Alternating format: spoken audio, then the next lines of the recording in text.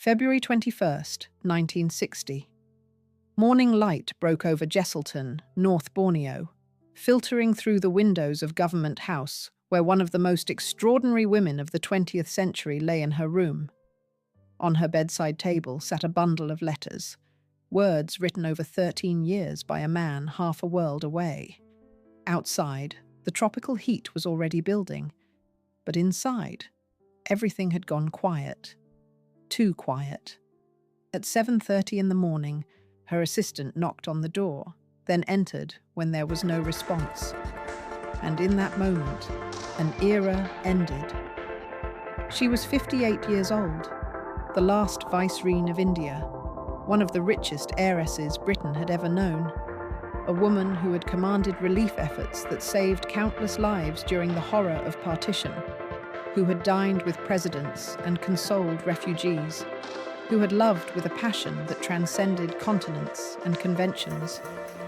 But here, in this distant outpost of what remained of the British Empire, she died alone, exhausted, her heart finally giving out after years of relentless work and impossible expectations. The question that haunted everyone who knew her wasn't why she died. It was why she had driven herself so hard, for so long, as if running towards something or away from everything. The girl who had everything. November 28th, 1901. Edwina Cynthia. Annette Ashley entered the world at Broadlands, the sprawling Hampshire estate that spoke of centuries of privilege and power. Her father, Wilfred Ashley, was a Conservative Member of Parliament and former colonel in the Grenadier Guards. Her paternal line traced back through the reformist 7th Earl of Shaftesbury and beyond, to blood that included Prime Minister Lord Palmerston and, improbably, the Native American princess Pocahontas. But it was her maternal grandfather who would define the trajectory of her life. Sir Ernest Cassel was one of the richest men in Europe. Born in Cologne to a Jewish family, he had built a financial empire through banking and shrewd investments, becoming the private financier and close friend to King Edward VII. When Edwina was born, the king himself stood as her godfather, and she was named after him, a testament to the extraordinary access her grandfather commanded in the highest circles of British society. Cassel's fortune was measured in millions at a time when thousands lived on pounds per year. His London residence, Brooke House on Park Lane, was a palace of marble and opulence.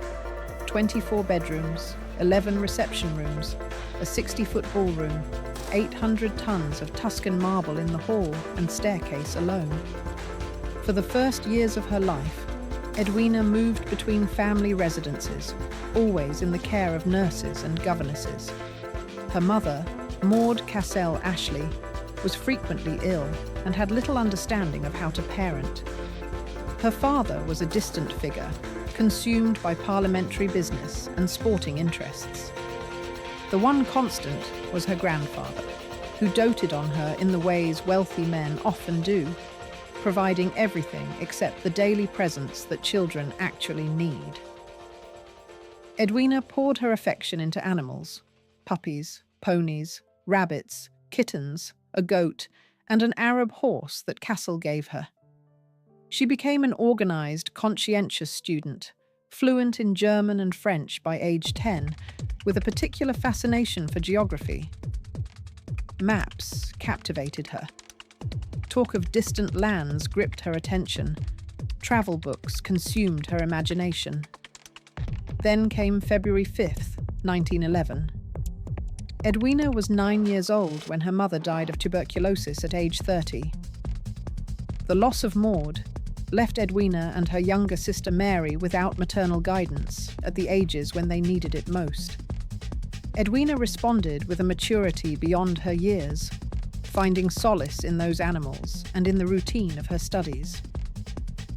In 1914, her father remarried, Molly Forbes Sempill, and Edwina was promptly sent away to boarding school, first to the Links in Eastbourne, then to Alder House in Suffolk. She was miserable at both places. The other girls taunted her about her wealth, about her German Jewish heritage, about being different. She struggled with the strict routines and sparse wartime meals. One plaintive letter to her grandfather read, "Please take me away, dear Grandpa, if you love me at all." He did. Sir Ernest solved the problem by inviting her to live with him at Brooke House.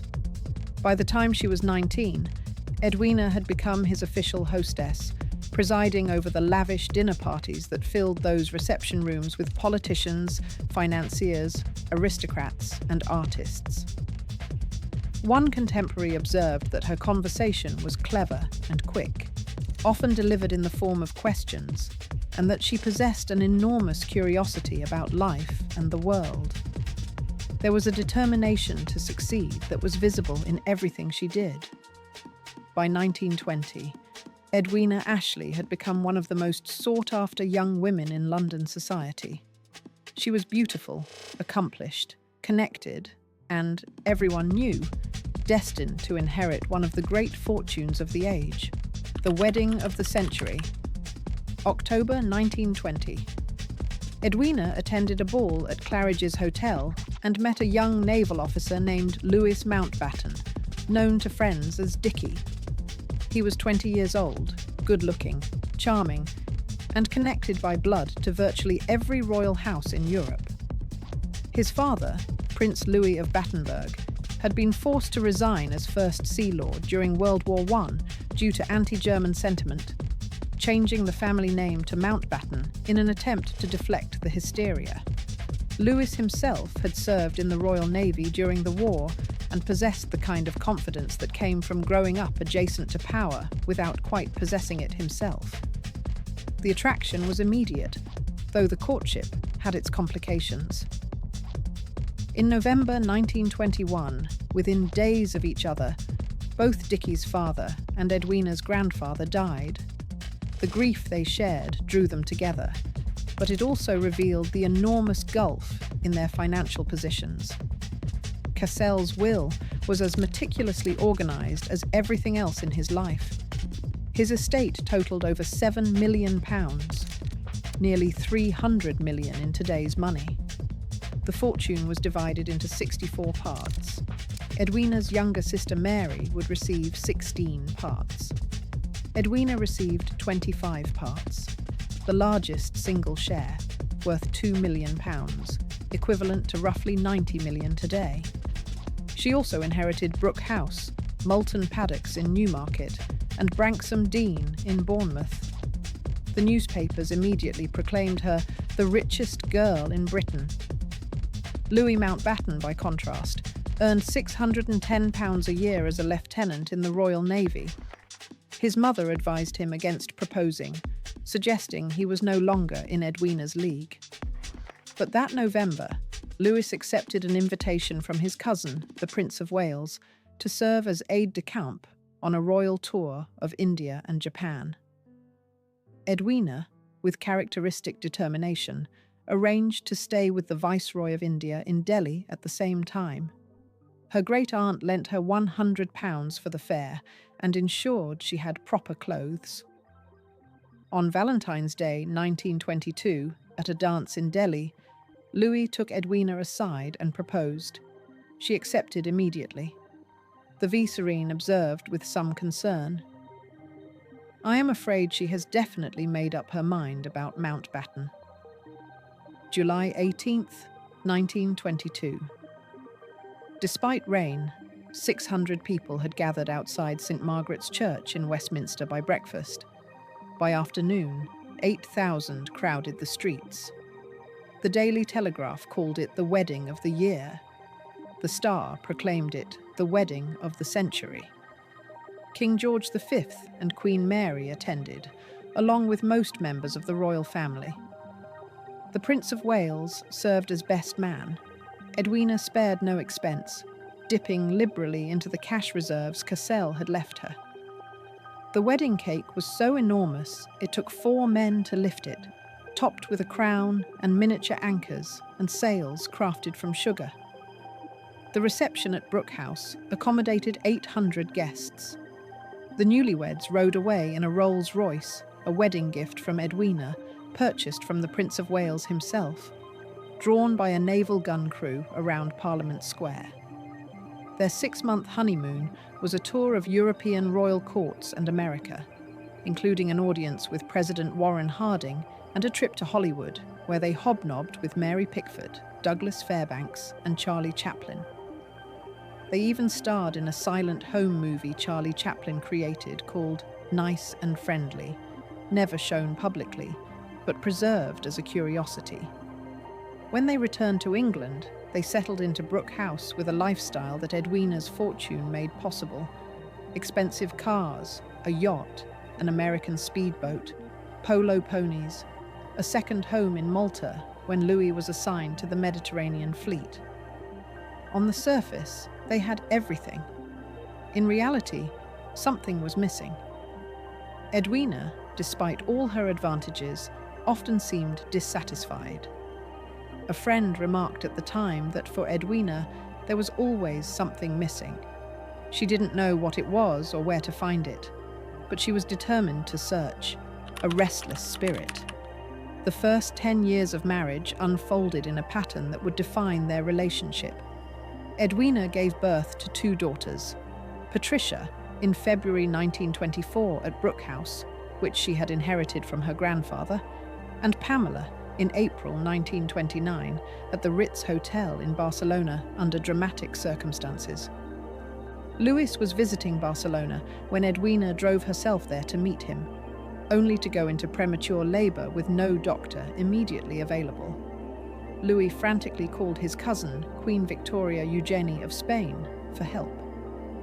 Due to a bad telephone line, King Alfonso XIII thought the Mountbattens needed protection rather than medical assistance and dispatched the military governor of Barcelona in full dress uniform with sentries who actually prevented a doctor from reaching them initially.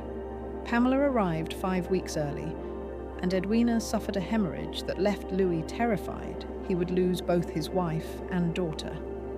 But even these moments of crisis and vulnerability didn't bring Edwina the fulfillment she sought. Motherhood didn't anchor her the way it transforms some women. The girls were primarily raised by nannies and governesses, much as Edwina herself had been. They lived in a world of privilege. Brooke House with its marble halls, Broadlands with its sprawling grounds, a villa in Malta when Louis was stationed with the Mediterranean fleet. But their mother was often absent. Her younger daughter Pamela would later write in her memoir, Daughter of Empire, that she rarely saw Edwina during childhood, that her mother was always traveling somewhere with her current companion, that parenting simply wasn't something Edwina knew how to do. How could she give what she had never received? Instead, she traveled with an almost desperate urgency. In 1928, she began an intense period of global exploration that took her to Mexico, Guatemala, Honduras, Jerusalem, Damascus, Baghdad, Tehran. These weren't leisurely tourist excursions.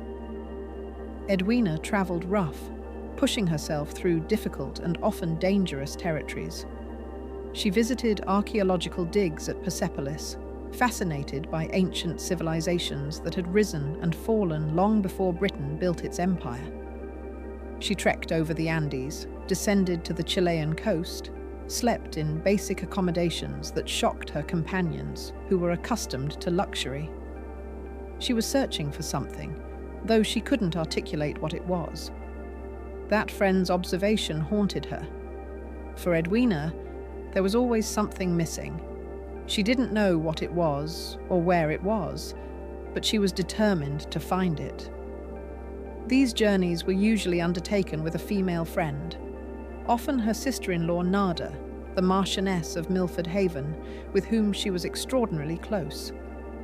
The 2 women formed a bond that transcended the usual aristocratic friendships, seeking adventure in places where British ladies weren't supposed to venture.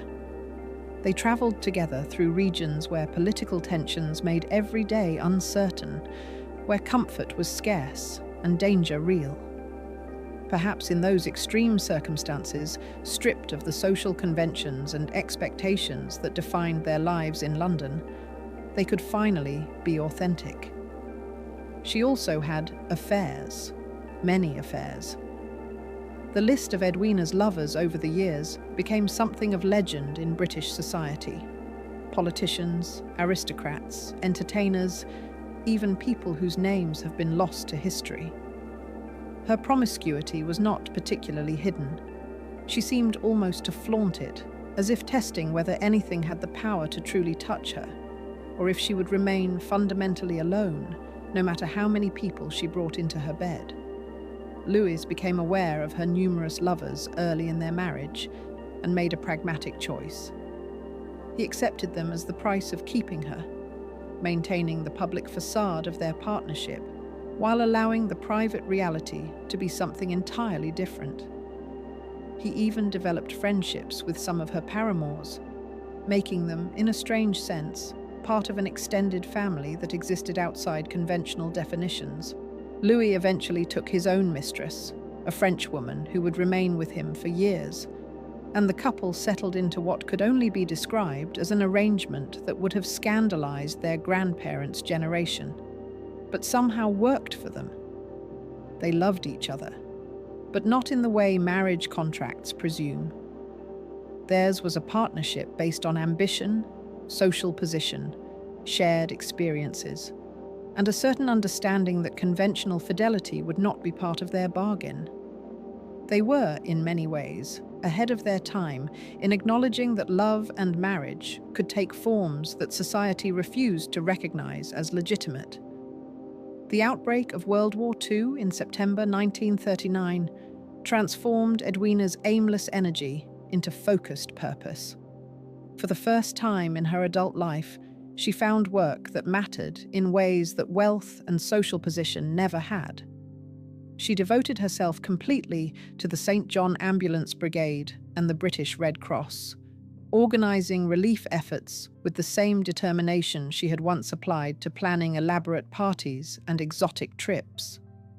But now, the stakes were life and death, and Edwina discovered she possessed capabilities that years of privilege had left dormant. She visited bombed-out neighbourhoods in London during the Blitz, walking through rubble-strewn streets while air raid sirens wailed. She sat with families who had lost everything, offering not just material aid, but genuine human connection.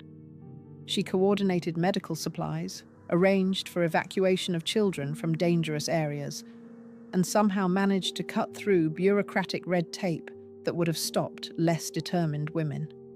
Her wealth gave her access to officials and resources, but it was her personal commitment, her willingness to show up day after day, to get her hands dirty, to treat refugees and aristocrats with the same dignity, that earned respect. Staff members who worked with her during these years spoke of her tireless energy. She would work 16-hour days, then appear the next morning looking composed and ready for more. She demonstrated a capacity for organization and leadership that surprised even those who knew her well. The society woman who had once been known mainly for her beauty and her scandalous affairs revealed herself to be someone capable of genuine service. In 1943, she was appointed Commander of the Order of the British Empire for her wartime efforts. In 1946, she became a Dame Commander of the Royal Victorian Order. The honours recognised what everyone around her had witnessed, a transformation from someone living for herself to someone living for others. It was as if she had been waiting her entire life for something worthy of the restlessness that had always driven her. The parties at Brooke House had been entertaining, but hollow. The travels had been exciting, but ultimately empty. The affairs had been passionate, but fleeting. The war gave her something different, work that couldn't be faked, where results mattered more than appearances, where people's survival depended on what she did rather than who she was. For someone who had spent decades searching for meaning, the war paradoxically provided clarity. And then India gave her something else, Something even more profound, the last Vicereine, March 1947. Clement Attlee, Britain's Labour Prime Minister, appointed Louis Mountbatten as the last Viceroy of India, tasked with overseeing the end of British rule over the jewel of the empire. Louis, Edwina, and their daughter Pamela landed in Delhi on March 27th. The subcontinent was on the brink of catastrophe. Communal riots between Hindus and Muslims were tearing the country apart. Gandhi, Nehru, and Muhammad Ali Jinnah, the three men at the heart of the independence movement, had fallen out irrevocably. Partition seemed inevitable, though no one could predict the scale of the bloodshed it would unleash. Edwina arrived with the title of Vicereine, but quickly demonstrated she had no intention of playing a merely ceremonial role. Almost immediately, she formed a connection with Jawaharlal Nehru, India's future first Prime Minister. He was 57, a widower since his wife Kamala's death from tuberculosis in 1936. He was refined, elegant, educated at Harrow and Cambridge, a Kashmiri Brahmin who moved comfortably in both Indian and British worlds. He was also lonely, carrying the weight of a nation's hopes on shoulders that had borne grief and imprisonment during the long struggle for independence. The first real connection came at a rally in Singapore, where Edwina was knocked over in a surge of people. Nehru and Louis linked arms and pushed through the crowd to help her. That evening, the three dined together, and as Louis later recalled, they talked about everything under the sun. It was the beginning of what Edwina's daughter Pamela would later describe as a profound relationship, one of companionship and equality of spirit and intellect. As the deadline for independence approached and negotiations grew increasingly fraught, Edwina and Nehru spent more time together. They walked in the gardens of the Viceroy's residence. They discussed philosophy, politics, poetry. They found in each other something neither had experienced before, someone who understood the impossible pressures they faced, the gap between public duty and private need, the loneliness that comes from living at the center of historic events. Louis was aware of what was developing.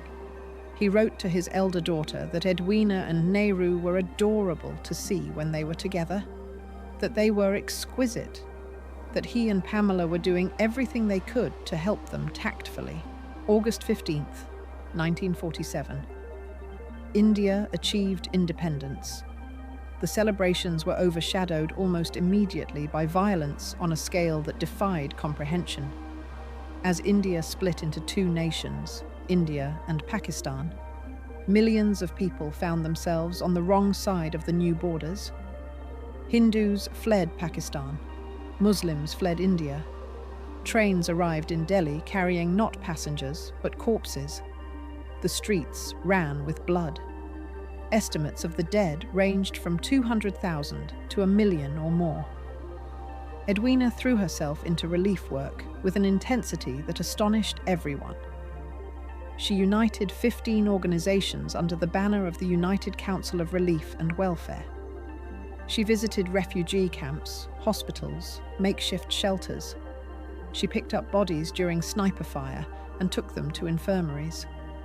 Louis's aides became reluctant to accompany her because she would stop in the midst of danger to help the dying. Nehru watched her work and spoke of her healing touch. Their bond deepened, not despite the horror surrounding them, but because of it. They were united by grief, by the shared burden of trying to ease suffering they knew they could never fully address. Louis served as Governor-General of India until June 1948. Then the Mountbattens returned to England. The parting from Nehru was wrenching. Edwina wanted to leave him an emerald ring as a keepsake, but knowing he would never accept such a personal gift, she gave it to his daughter Indira Gandhi instead. Nehru's farewell speech, delivered at a public event, barely concealed his emotion. He spoke of how Edwina had brought solace and hope wherever she went. how the people of India loved her as one of themselves, how they grieved that she was leaving. The physical distance between England and India did nothing to diminish what they shared. Nehru wrote to Edwina constantly, letters that continued until her death 12 years later. Whenever he visited Britain, he stayed at the Mountbatten home at Broadlands, spending quiet hours walking the grounds with Edwina, while Louis occupied himself with genealogical research. They made no effort to hide their connection. Edwina's daughter Pamela later confirmed that her mother and Nehru loved each other, though she insisted the relationship was not physical.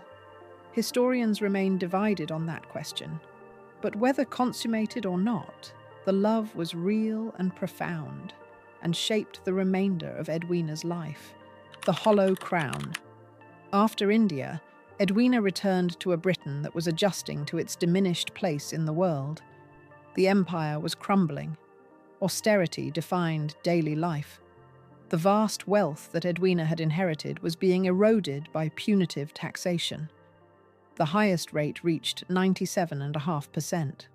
In 1949, the Mountbattens sought parliamentary approval for a private member's bill to amend the terms of Edwina's trust fund, arguing that their public duties were draining their private wealth faster than they could sustain.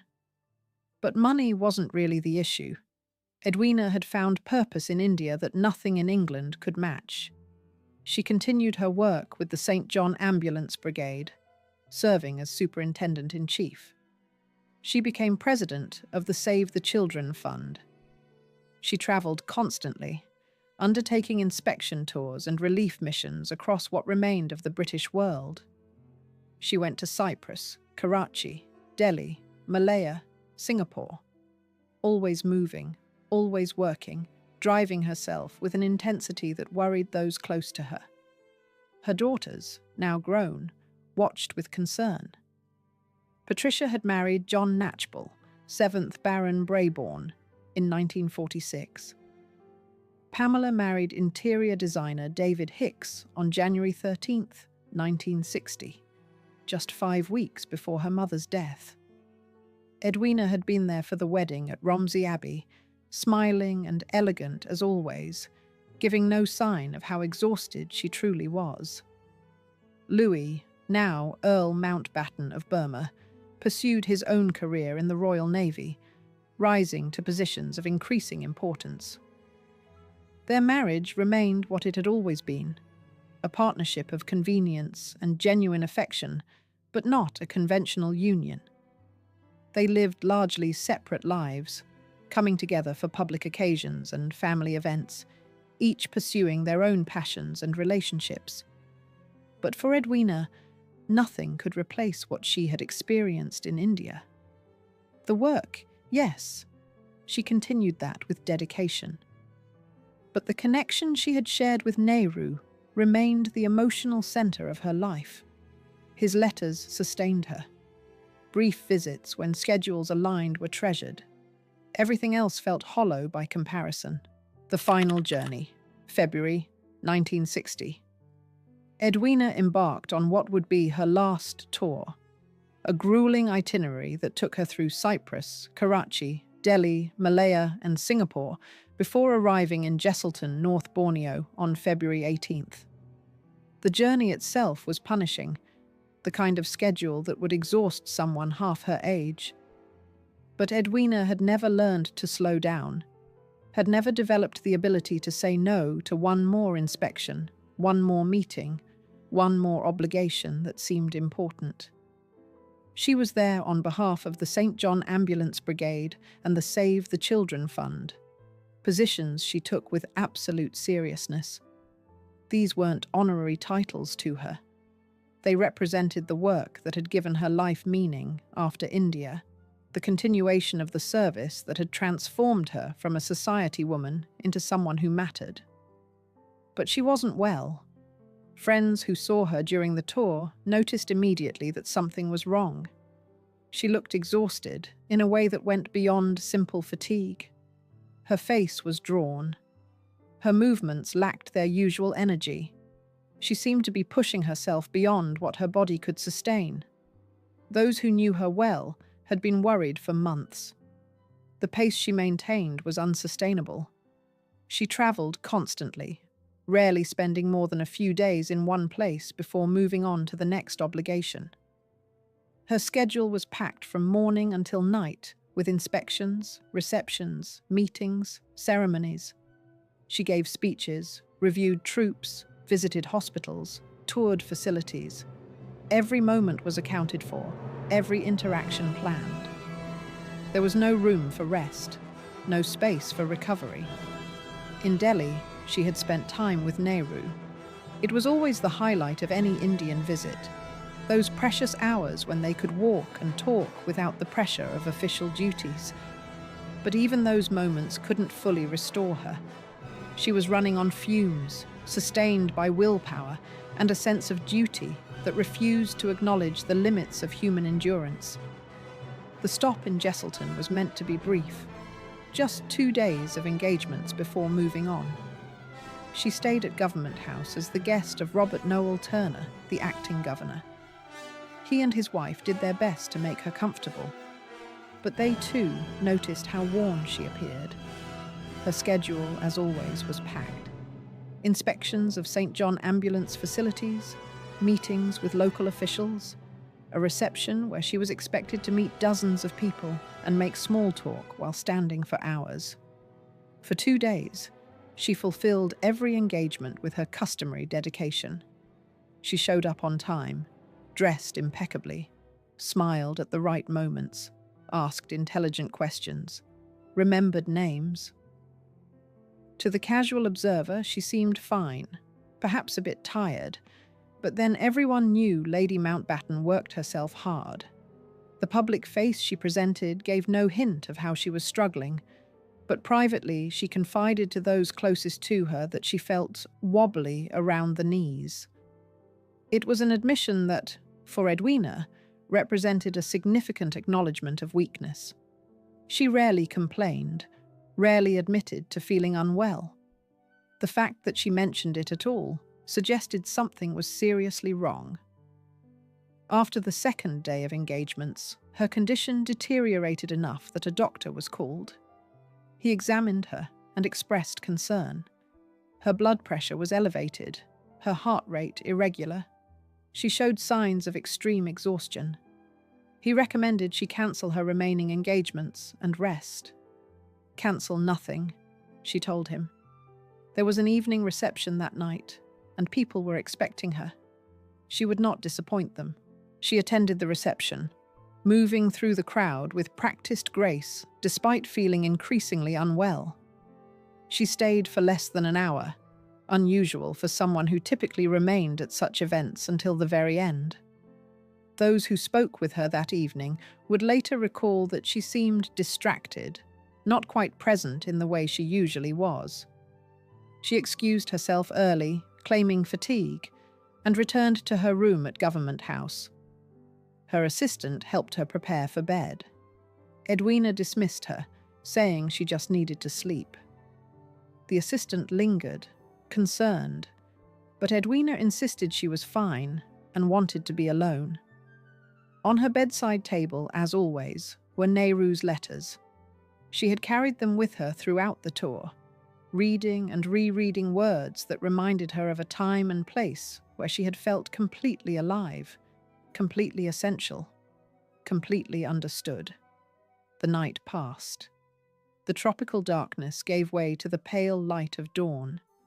The sounds of birds and insects announced another day. In Government House, the staff began their morning routines. At 7:30 a.m., Edwina's assistant knocked on her door to wake her for the day's scheduled activities. There was no response. She knocked again, louder this time. Still nothing. A sense of unease crept over her. She tried the door and found it unlocked. She entered quietly, calling out softly. The room was still. The curtains were drawn, leaving the space in shadows. And there, in the bed, Edwina lay motionless. The assistant approached, already knowing what she would find, but hoping she was wrong. Edwina had passed away in her sleep, sometime during the night. She lay peacefully, her face calm, as if she had simply closed her eyes and let go. Around her, scattered on the bed and the nightstand, were Nehru's letters, the physical evidence of a love that had sustained her through the years after India, words that had travelled thousands of miles to reach her in this remote place. She was 58 years old. The assistant stood frozen for a moment, unable to process what she was seeing. Then training took over. She checked for a pulse, finding none. She checked for breathing, feeling nothing. She stepped back, hands shaking, and went to inform the acting governor. Robert Noel Turner arrived within minutes. He confirmed what they already knew. The last Vicereine of India, one of the most remarkable women of her generation, had died alone in a guest room in Jesselton, North Borneo, far from home, far from family, far from the man whose letters she had kept so close. The official cause of death was never definitively determined. No autopsy was performed. It wasn't customary in such cases, and there seemed little point. The general consensus among the doctors who examined her was heart failure, likely related to sheer exhaustion and the cumulative toll of years spent driving herself without rest or recovery. Her heart, which had given so much to so many, had simply stopped. But perhaps the physical cause mattered less than the deeper truth that everyone who knew her understood. Edwina had worn herself out in service to ideals and obligations that could never be fully satisfied. She had spent more than a decade trying to recreate the sense of purpose and connection she had experienced during those crucial months in India. She had travelled the world, accepted every responsibility, fulfilled every duty, hoping that if she just worked hard enough, if she just helped enough people, if she just kept moving, she might recapture that feeling of mattering in the way she had mattered during partition. The news of her death spread quickly. Turner immediately contacted General Sir Richard Hull, Commander-in-Chief of Far East Land Forces in Singapore, requesting urgent transportation to return her body to Britain. Within hours, arrangements were being made. Messages were sent to London, to Broadlands, to Louis and the daughters. The machinery of official mourning began to turn. But in that room in Government House, for a brief time, there was just silence.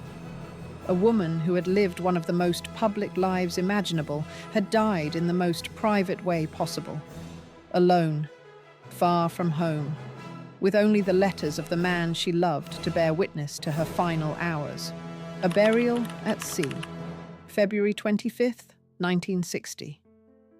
Edwina's funeral surprised many people because she had requested burial at sea. Unusual for someone who had never particularly cared for the ocean, but perhaps that was precisely the point. Edwina had spent her life searching for something, never quite finding it on land. The restlessness that had driven her from continent to continent, relationship to relationship, mission to mission, could only be stilled by dissolving into something vast and borderless. Her coffin was taken from Romsey Abbey to Portsmouth, where family and friends boarded HMS Wakeful. Louis was there with their daughters, Patricia and Pamela, both with their husbands. Edwina's sister Mary came with her sons. Prince Philip, Duke of Edinburgh, attended, accompanied by his mother, Princess Alice of Battenberg, Louis's sister. Edwina's cousin Marjorie, Countess of Brecknock, came with her son. It was a gathering of the elite, the titled, the powerful. But absent was the one person who perhaps understood Edwina best. Jawaharlal Nehru, Prime Minister of India, had learned of her death on the afternoon of February 21st. That evening, he attended a dinner at Hyderabad House, honouring historian Arnold Toynbee. According to Walter Crocker, the Australian diplomat who was present, Nehru showed no outward sign of the grief he must have felt. He engaged Toynbee in conversation as an intellectual equal, fulfilling his duties as Prime Minister, even as his dearest friend had just passed away. It was, Crocker noted, an extraordinary display of self-control. But Nehru did not attend the funeral personally. Instead, he dispatched the Indian Navy frigate YNS Trishul, which had been stationed in Portsmouth for repairs, to escort HMS Wakeful on its solemn journey. And he sent C.K. Krishna Menon, India's Minister for Defence, with instructions to cast a wreath of marigolds into the sea on his behalf. At 2:28 p.m., after a brief service led by Geoffrey Fisher, Archbishop of Canterbury, a Royal Marine bugler sounded the last post and reveille. Edwina's coffin was lowered into the water at coordinates 50 degrees 36 minutes north, 0 degrees 57 minutes west, just off the Portsmouth coast. Louis kissed his wreath, full of white flowers, and cast it into the sea. Then Menon, representing Nehru and India, scattered the marigolds. The Indian frigate maintained its position as HMS Wakeful steamed away. The yellow petals floated on the grey water, a final gesture from a man who had loved Edwina in ways that transcended the labels society insisted on attaching to human connection. The woman who couldn't rest. Looking back across the decades, Edwina Mountbatten's life reads like a map of the 20th century's contradictions. Born into aristocracy and extraordinary wealth at the height of the British Empire, she lived to see that empire dismantled and her own fortune eroded by taxation. She married one of the most eligible men in Britain in the wedding of the century, yet found the deepest connection of her life with the man who led India to independence from British rule. She was the mother of 2 daughters, but never learned how to actually be present for them. She was beautiful, accomplished, connected to royalty, and fundamentally lonely. The question her friends asked then, and historians ask now, is why she drove herself so relentlessly in those final years. Why accept one grueling tour after another? Why refuse to slow down even when her body was clearly failing? Some suggested she was running from the emptiness that came when the extraordinary purpose she had found in India couldn't be replicated anywhere else. Others believed she was running toward something, trying to recapture that sense of mattering, of being essential, that she had experienced during partition when every moment counted and every action saved lives. Perhaps the truth is simpler and sadder. Edwina spent her entire life searching for something she could never name. As a child, she found it in her grandfather's attention.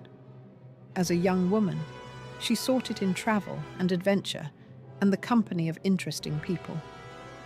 During the war, she discovered it in service. In India, she experienced it fully, the combination of meaningful work, profound connection, and historic significance.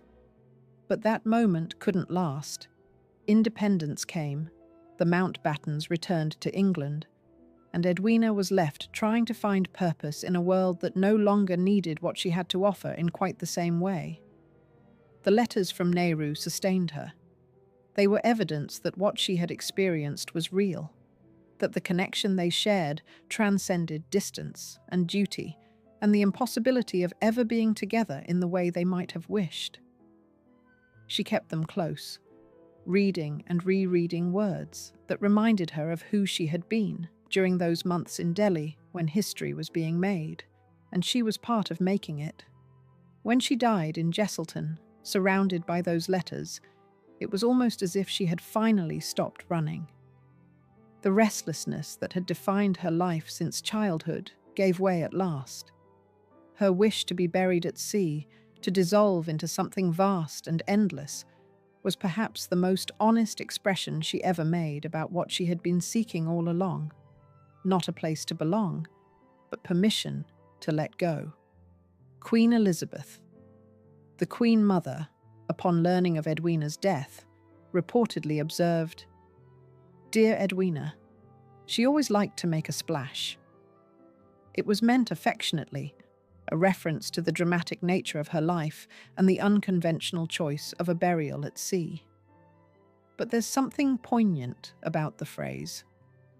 Because Edwina did make a splash, she lived loudly, loved boldly, worked tirelessly. She commanded attention wherever she went, from the ballrooms of Brooke House to the refugee camps of Delhi. But splashes, by their nature, fade. The water settles.